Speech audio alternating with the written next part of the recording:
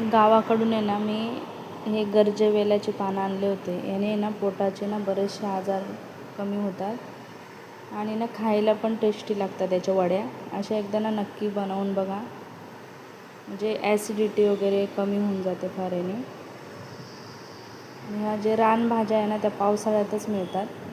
हिरवी मिरची, लसूण आणि जिरे ना जाडसर वाटायचे, बेसनामध्ये ना मिक्स करून घ्यायचे. ते हळद, मीठ, कोथिंबीर आणि थोडंसं लाल तिखट टाकायचं. अशा पद्धतीने ना बॅटर तयार करायचं आणि वड्यांना आहे ना वरतून लावून घ्यायचं आहे.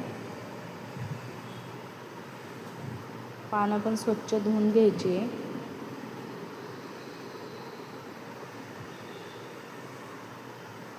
असे पानं जर दिसले ना तर सोडायचे नाही. आणि थोडंसं ना बॅटर उरलं होतं ना तर मी पालकाच्या पानांना लावून घेतलं होतं. ह्या वड्यांना ना उकडून घ्यायची गरज नाही राहत. कवळे कवळे पानं असले ना लगेच शिजून जातात असेच.